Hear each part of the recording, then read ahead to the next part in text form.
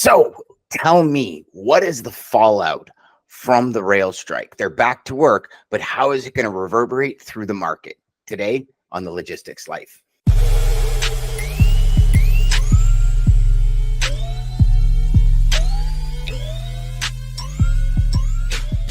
Hey everybody, welcome back to the Logistics Life, and we've got Data Day, and today Data Day actually went out on time. I can't believe it, as opposed to last week, which was probably a day 26 hours late for some reason. Not really sure how that happened, but we're back here today. Dean, how are you, buddy? Yeah, good. I've spent the last 10 days, maybe 12 days on and off visiting Canada. Had a good trip to Nova Scotia, a good trip to Ontario over the weekend. Got to see a little bit of the 401, Dan, which is a whole nother world. Beauty, isn't it? Craziness, man. Is that they claim it's the busiest, widest freeway in the world, but until you see 8 lanes each way and stopped at a dead stop, you kind of realize why everyone, you in particular talk about the 401, and so did Ryan, and I never really got it, because last time I was on the 401 was maybe 15 years ago. Oh, yeah. Oh, my gosh. Yeah. Night and day. It's a lot wider. Yeah. But they had, they've done a lot of construction, and I think we're still probably a decade and a half behind being able to handle the traffic. But I don't see how it can get any wider at this point. Right. I don't know. You know, it's interesting, Dean. It's funny you brought that up, because when I first moved here 21 years ago, right? We were doing a lot of work with Dell Computer, and one of the gentlemen in Austin, Texas, had no idea how the 401 worked. right. And we turned them on to our satellite so they could actually see our trucks. I remember vividly him calling the first day the satellite was on. He's like, okay, something's wrong here. The thing's moved like 1 mile in 5 hours. We need product. And I said, this is just the way we got to find another route. So what we did is we went back and forth, like we provided reports on traffic, all this kind of stuff. Seeing is believing, right? Yeah. And so we flew him in to land at 5 o'clock at Pearson Airport. We picked him up. And so just to give you an idea, we were on Britannia and Dixie, which is the next exit after the airport. Now 20 minutes to get to the office. Right. And then we brought him to the office, and our camera system in our office was a really good one. So we turned the camera to the airport and zoomed in, and we were able to like literally zoom in almost on his plane. I said, that's how close we are. Yep. And okay, never going to bother you about traffic again in the 401 corridor. I mean, I'm telling you, this is why the 407 was built. This is why like the 409 was built. All these bypasses and the toll routes are so popular. I mean, I remember my son taking the 407 a couple of months back, maybe 6 or 8 months back, and he sat in the 407 and he goes, so Dad, not only am I like, I'm paying to sit in traffic. He goes, this is crazy. I mean, it's what it is. It's growing too fast. You should try and get into the downtown corridor with all the construction and stuff. It's a gong show, man. But Dad, tell me, how is it that California, for all their faults, could put a light rail system down the middle of most of their big freeways and Toronto not? Like, tell me, how is there not? Why are you building more lanes when you should be thinking about a light rail system to move people from cars to rail?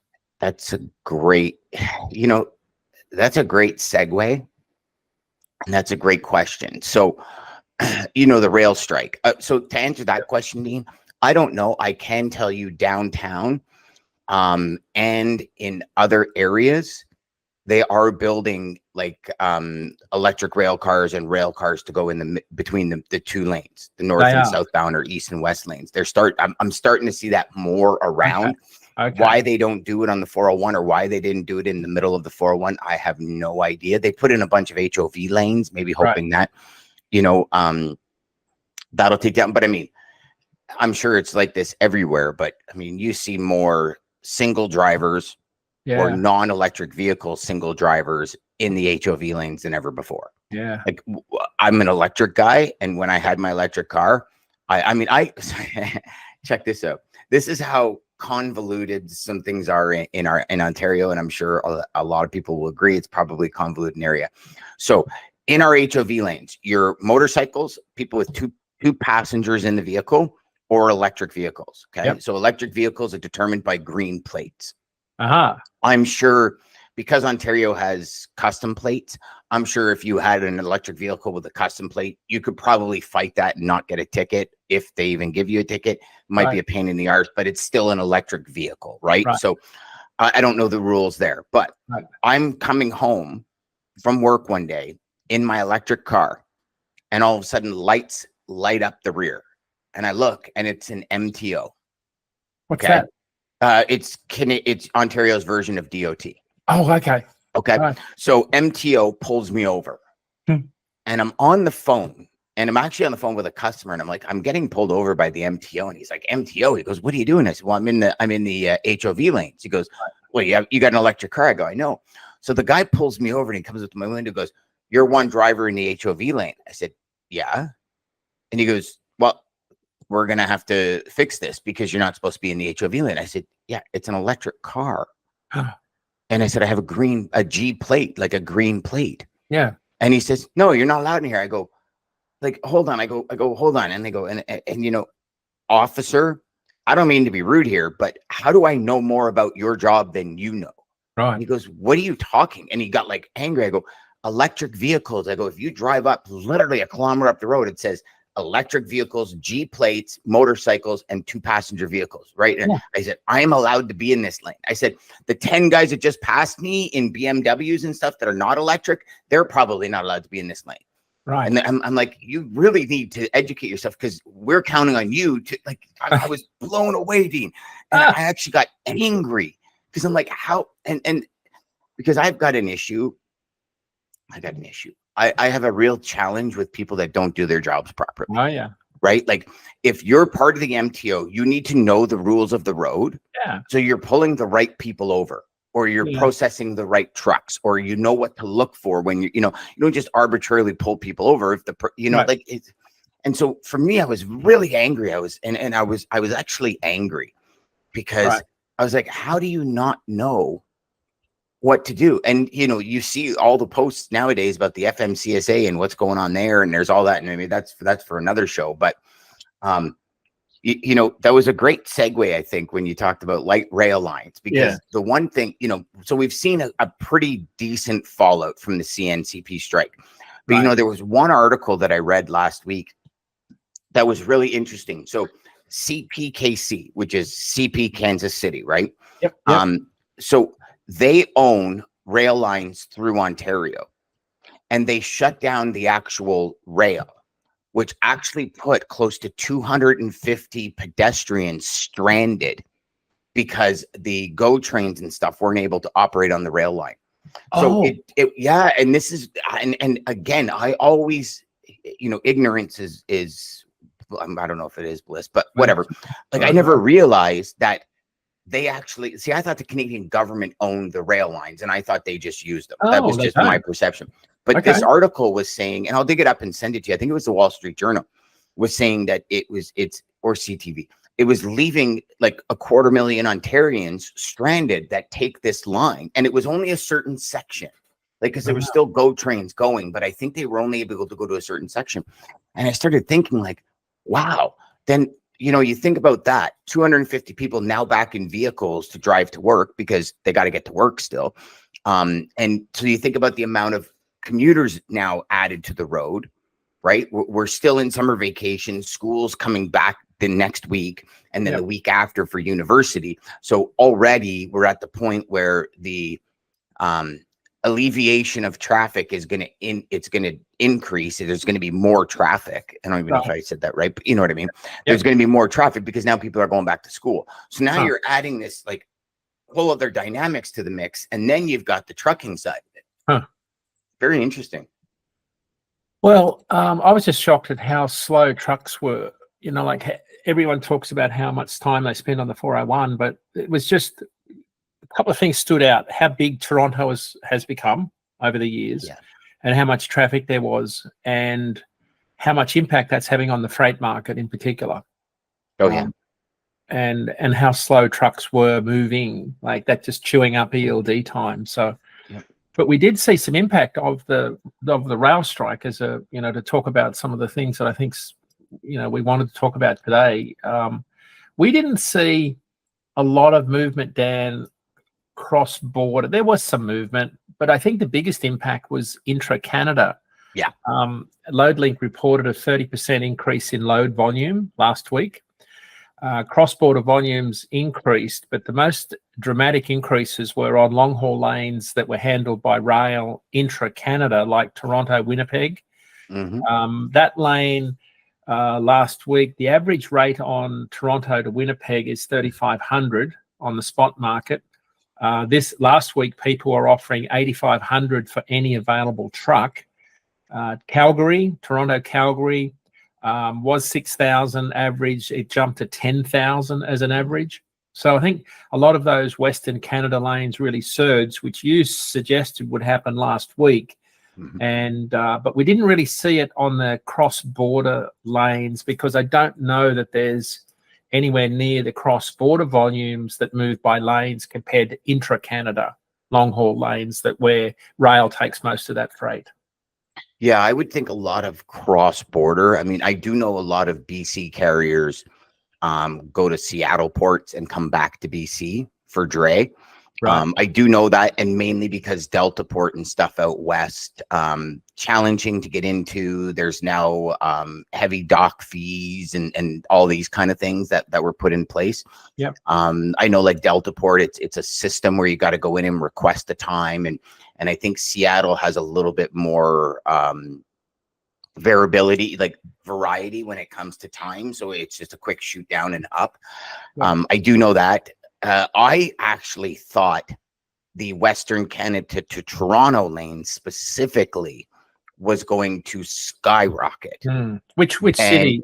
Where would you think? Vancouver? So it would be like a terminal Vancouver to Toronto, like one of the ports out west to Toronto, Surrey to Toronto, that kind of thing. Well, I can look at the rates live. Yeah. And it's interesting that you said Toronto to Western Canada shot up, because I would think carriers would drop the rates to go there in order to get freight there to come back home with high paying freight that had to be transloaded from the rail. Now, also, the strike didn't last that long. Right.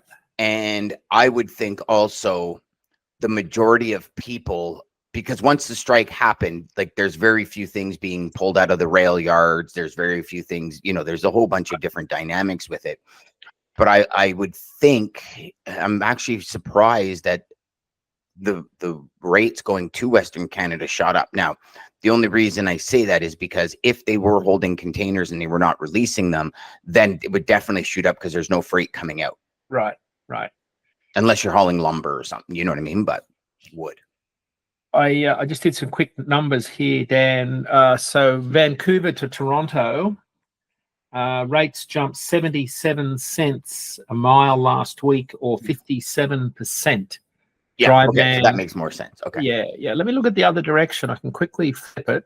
And the other direction, rates went up 40 cents a mile. So they did go up, but nowhere near the West Coast back to the East Coast. Yeah. Which is exactly what I figured would happen, and I'm sure everybody did. What's another lane? Like, would there be a Toronto to Calgary, a big lane? Yeah, so Vancouver, Calgary, Toronto, Calgary would also, depending on how much you got, you could feed BC with Calgary freight for sure. A lot of stuff that, I would think anything coming into Montreal port, because those are all CPCN rail lines as well. Wondering if the Montreal port, because you can, I'm just not sure what, like, I was shocked to see that CPKC actually was able to shut down a line for commuter. Do you know what I mean? So I'd have to do a little bit more research on who owns the rail lines, but I would think Montreal to Western Canada or Montreal to Toronto might have increased, because the amount of volume that goes Montreal, Toronto on rail is astronomical. So I would think Montreal, Toronto, Montreal Would the Well, rail, the rates would have probably gone up, because there's also a lot of Montreal carriers yep. that Okay. put their trailers on flat cars on rail Um, and ship them to Montreal, so the drivers don't drive. They just do local P&D. okay. So I've just pulled up Calgary, Toronto, Mm-hmm. right? Rates doubled from a 12-month average of 70 cents a mile to $1.40. Now remember, these exclude fuel, so these are net of fuel, true Yeah, line but haul even rate. at 70 cents a mile plus fuel, you're losing money hand over fist. They doubled in the last 7 days. But Toronto to Alberta, rates went up 54%, Yeah. or gosh, they went up $2.41 minus $1.56, so they went up 85%, 85 cents. So yeah, there's some surging of volume. You said Montreal to Toronto, which is the head haul lane there. So it would, if we're talking rail, it would be Montreal, Toronto, because everything would come in usually to the port of Montreal port, and then get put on rail, and then debunk in Mississauga at CNCP in Mississauga. So Toronto to Montreal, Quebec, 7-day rate. Then there's very little movement. In Toronto to Montreal, like the rates are flat at $1.46, and Montreal, it might be because the amount of time that they were on strike. Like, they weren't on strike very long. No movement on that short haul lane of 337 miles to speak of. It's really just the long haul lanes where we're. And what about Montreal, Toronto? Montreal, Quebec to Toronto was flat. I mean, rates dropped. Interesting. I wonder if there's just so much capacity that it wasn't, because Montreal, Toronto, from my understanding, is one of the heaviest lanes in all of Canada. Well, let me see. Let me go to it's in Quebec, right? So it's a Quebec market. Yeah, Montreal, Quebec. Yep. And here we go. Quebec is in our DAT world. Montreal. So it's okay. So on that, in that lane, truckload rates in the overall market went up 27% last week, but they're up 80% year over year. So I can't read anything into that, but there's definitely been more volume. Montreal, Toronto, loads moved, dropped. Here you go, loads moved. Montreal to Toronto dropped 25% last week because of there's less volume in the market because of the rail strike, I guess. Yeah, probably. Less going to road would be the inference there. Probably. Montreal, the other big lane is Montreal to Harrisburg, so that's to the US. Those loads increased, and rates increased to almost $2 a mile, but not a high volume lane. No. So, interesting. So what do you think the reverb is on this? Like the aftershock? Because I know, obviously, just because they went back, there's now backlog. I know the days they were out, the estimate was, I think CN was 26 million and CP was like 24 million a day they lost on strike. So there's going to be some reverb. I do know, month end, all that kind of stuff. There's going to be some SKUs that are canceled. I think we're going to see a little bit more, and it'd be interesting to get the details from like a manufacturing kind of retail level as to how many SKUs were missed, because you think about it, you order, you don't really know what's happening, and then when you order, if they're impacted by the Red Sea crisis, then there's all these delays in transit, and now the delay here. Now we're sitting on the 27th. Things are going to probably start moving today, or they started moving over the weekend. But now there's the aftershock of additional containers, additional capacity, additional offload. Like, it has to berth. It's got, you know what I mean? There's a whole bunch of things. Well, you'll see, US Class 1 railroads that suspended cargo last week, especially hazmat. You'll see the burst of freight flowing into terminals this week. There'll be, on the West Coast, transloading activity picked up ahead of this strike. So I think what you'll see is some of the year-over-year comp numbers will be a little bit distorted within Canada, because this week you'll see a surge in volume, I think, is what I'm referring to. But I think you're going to see freight flows impacted for a couple of weeks. There'll be a build-up of intermodal and break bulk cargo, because even though they were down for 4 days, it will have an impact. But I think that, there were lots of trains sitting around idle. It's going to take them time to get the crews back to all of these spots that they regularly work at, so that they can get the trains back on schedule. That could take, some of the experts say that could take up to a week to get that back in order. So I think even though it was a brief work stoppage, I think we're going to see at least an impact this week. But Dan, we've also got a long weekend coming up. So, your numbers will be distorted again by shippers moving more volume this week ahead of a short work week next week. The same's going to happen in the truckload market because, as you said last week, end of month, end of quarter, Labor Day long weekend, break check week in the US this week. So I think there's a good chance our numbers this Saturday, when I look at it, will be off the charts, but not you couldn't say, oh, we're doing suddenly better than last year. No, there's some things going on here. So that's where year-over-year comparisons really can distort your view of the market. But I think it'll linger for a week or so, Dan. Yeah, and I agree with you. I think if you're doing especially a year-over-year, you have to look at the geographicanality of what's happening in each of those little markets in that year-over-year in order to get a cost comparison that's actually data-driven. Right? Because a year over year, you look at this next year, it'd be the question, when was that rail strike again? And you know what I mean? But if you wouldn't, then you see things spike at like 78% above average. Right. And you're thinking, oh, something happened, but it happened to be a rail strike, right? Right. Yeah, interesting times. We're seeing rates still fairly flat, although our forecast has got rates heading up as we start to get into the seasonal side of our market. So rates are still sort of flat, bottoming out. But again, I'm not drawing too much from that because this is the time of the year when rates typically linger, those sort of dog days of summer. We've got back to school this week here in New England, Labor Day coming up, and then we start to head into that 3 to 4 week season ahead of Halloween. And then you get into Thanksgiving, a month out from Thanksgiving, you're going to start to see Christmas trees shipped to Hawaii. Christmas trees for wreaths start moving a month ahead of Thanksgiving, so the wreaths can be built. And then in those weeks, the 2 weeks before Thanksgiving, Christmas trees shipping goes off the charts. So you'll see Quebec, New Brunswick, Nova Scotia truckload flatbed volumes surging.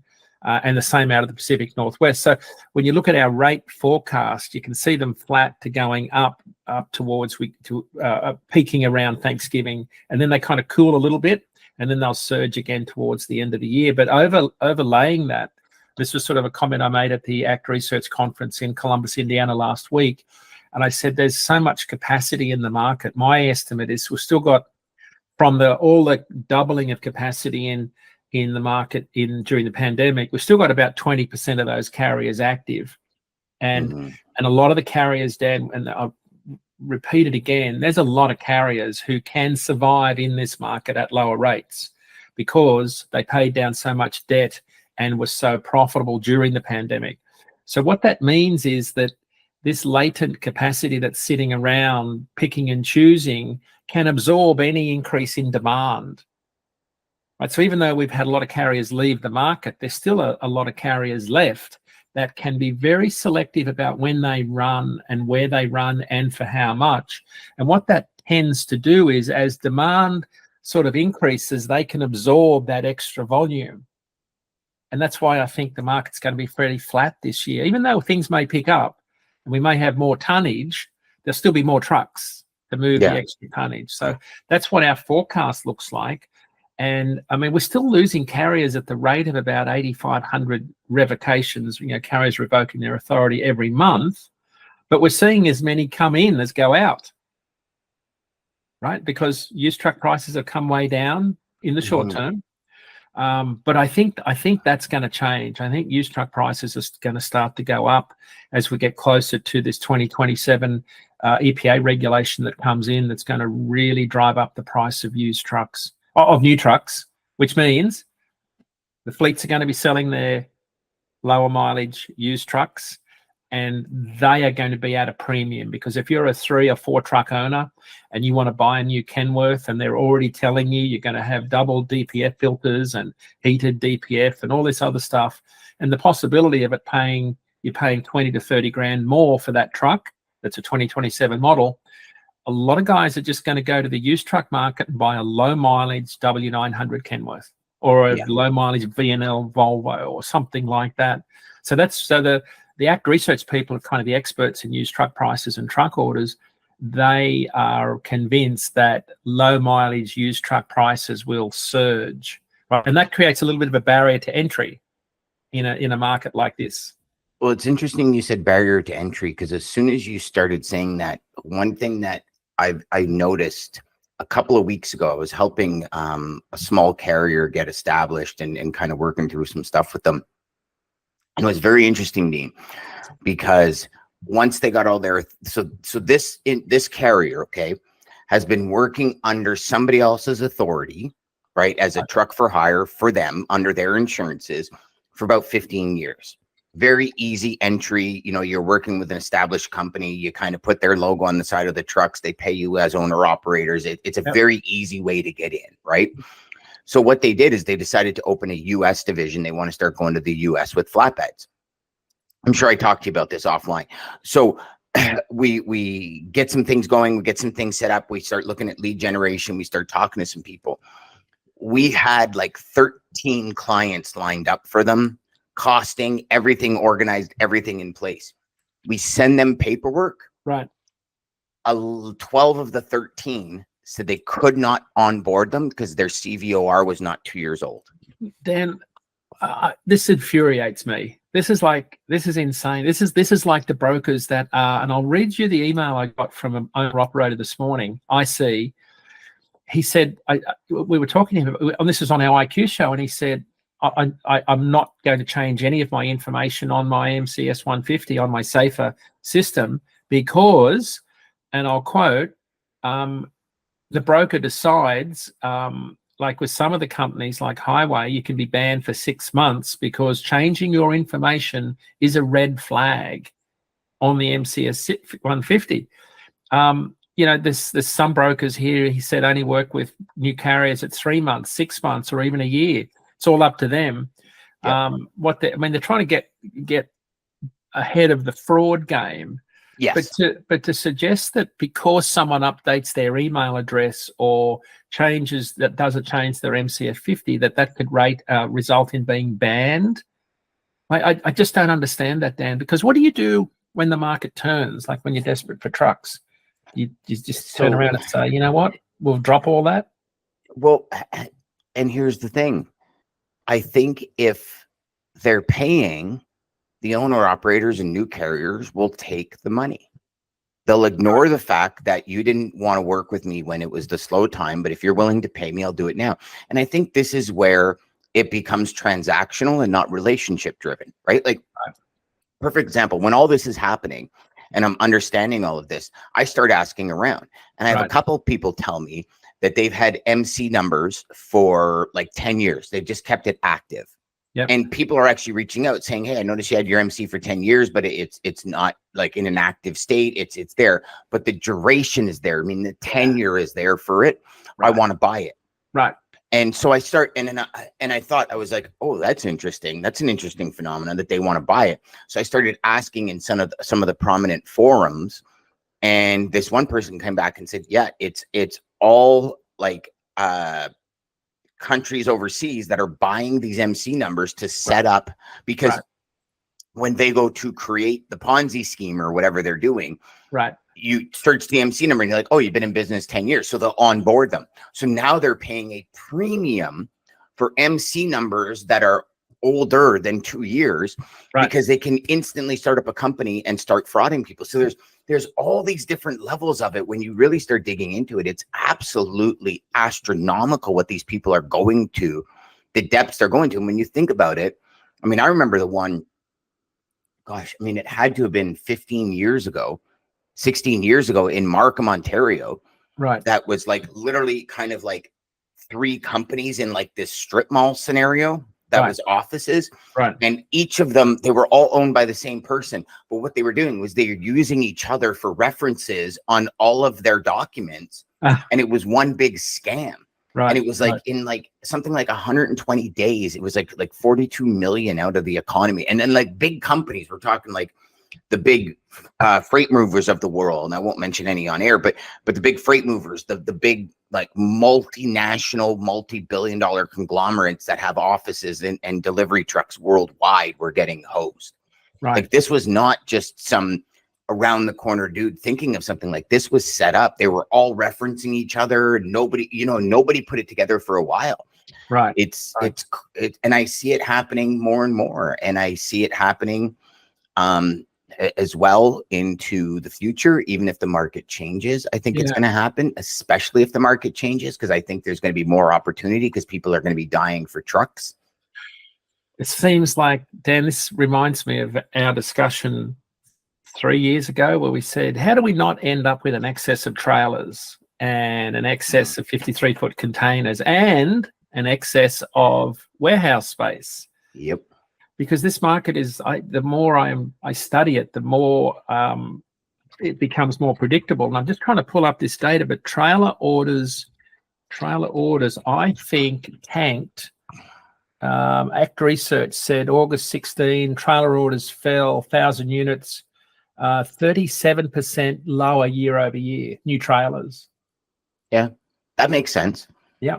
So everything's sort of coming back down to earth. I think, Dan, here's where I think businesses are hurting.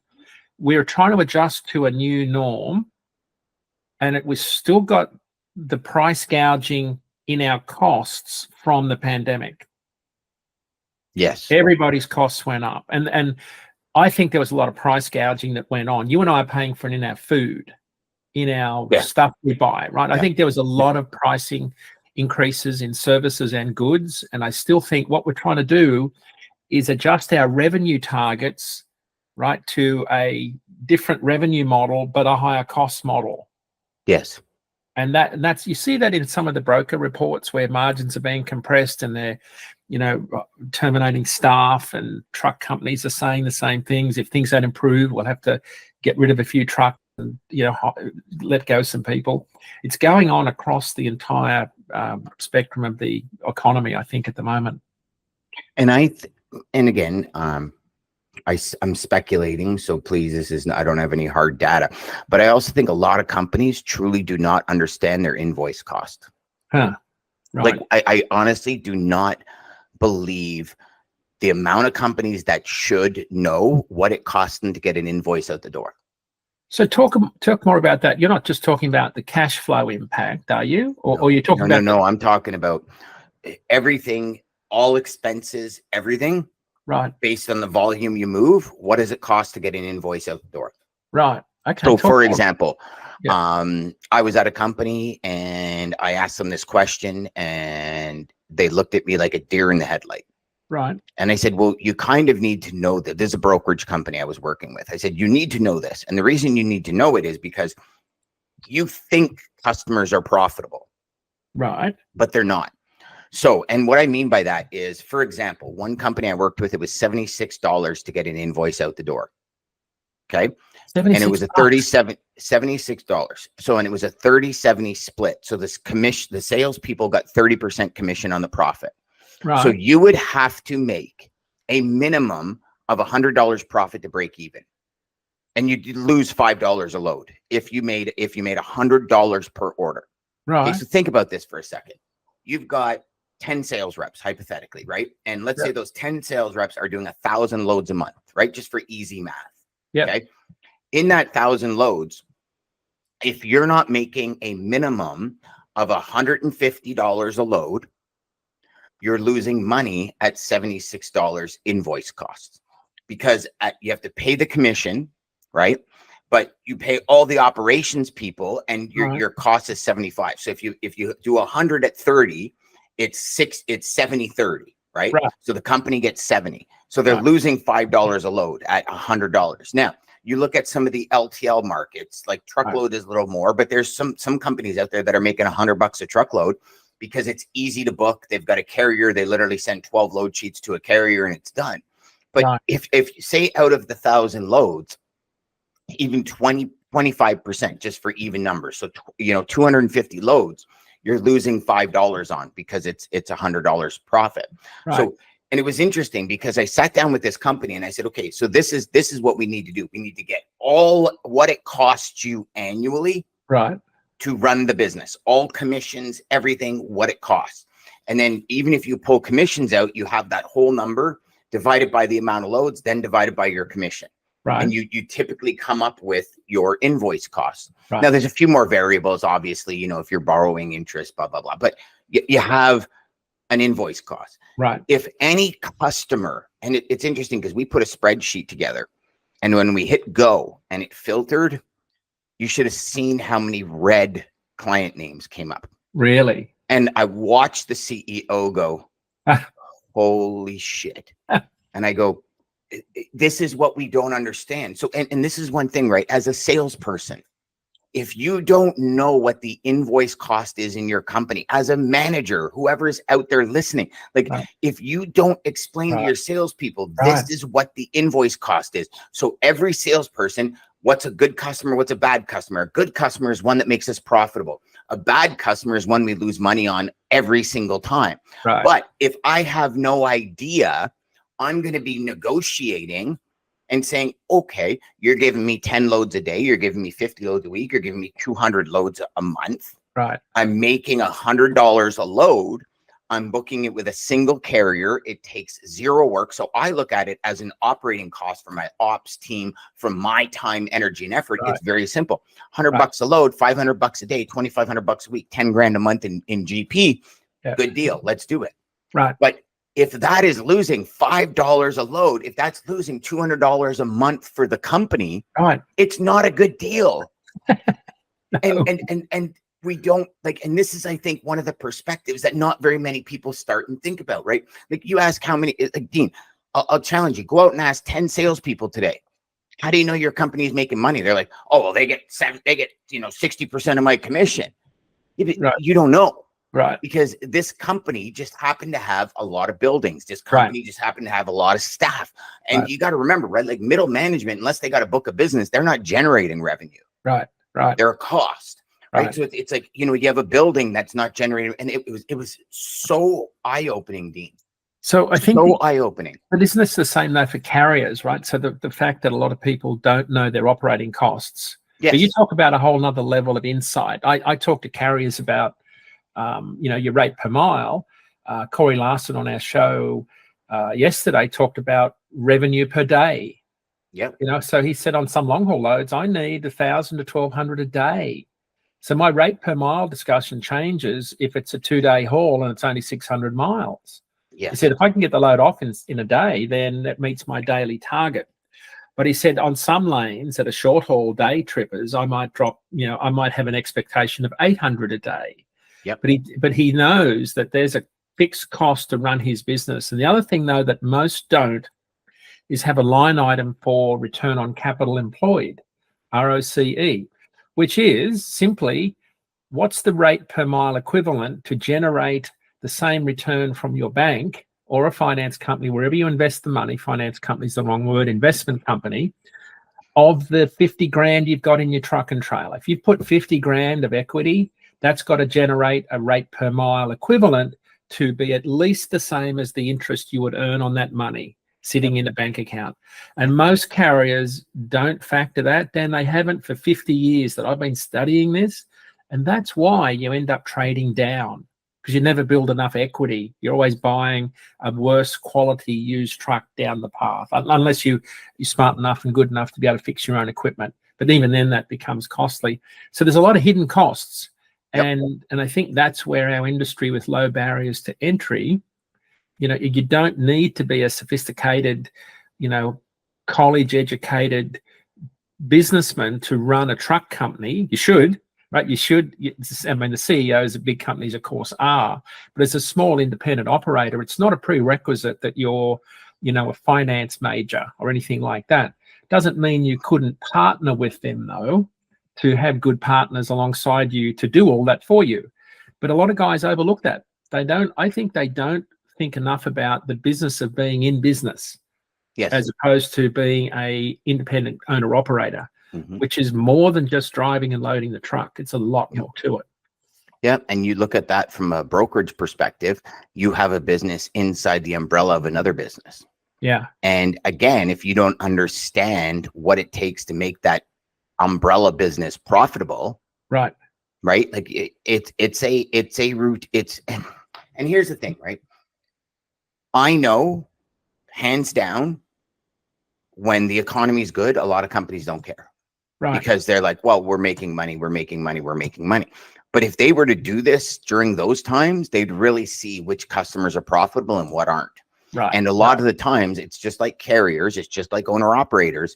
Yes, you could have a customer that's giving you 10 loads a day, but if you're losing money or you're breaking even on those 10 loads, you're actually better to get rid of the customer and get a customer that's giving you 5 loads a day at a profit.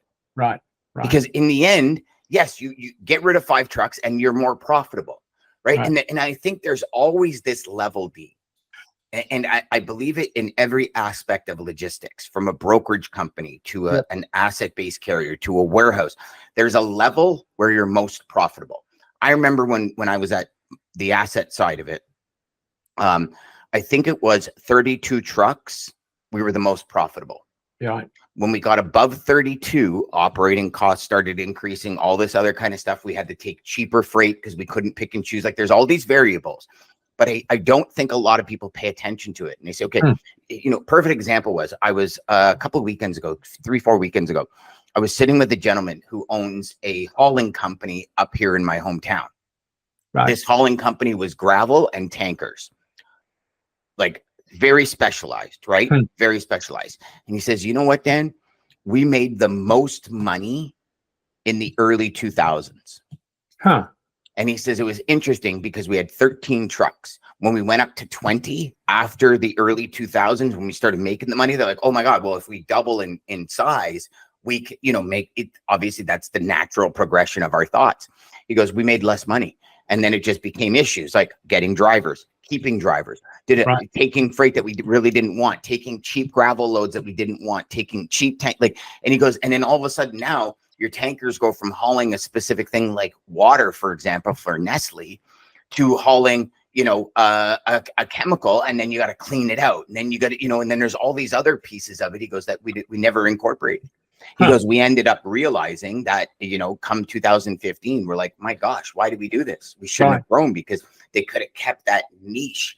But I think there's that, I want to grow a bigger company. Maybe I want to generate more revenue, like all the other things that come with it. Right.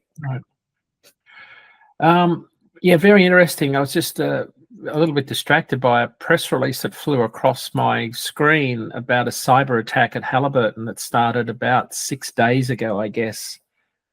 Halliburton's the world's biggest fracking company, as we all know. Cybersecurity plan is in place. It looks like there was an unauthorized third party gained access. This has an impact, I think, on all of us, Dan, because it's not the first cyber incident. In May 2021, you remember the ransomware attack against Colonial Pipeline.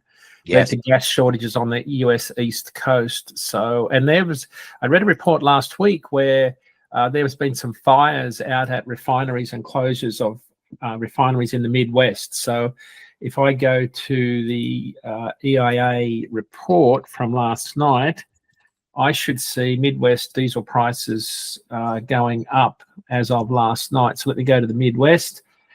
No, Midwest, no. Gulf, Lower Atlantic. So diesel went down.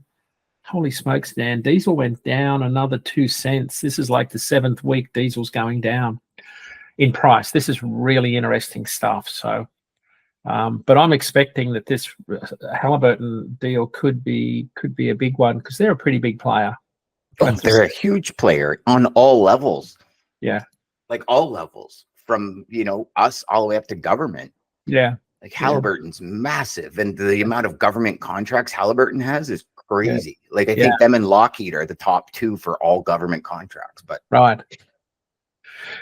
Fun times.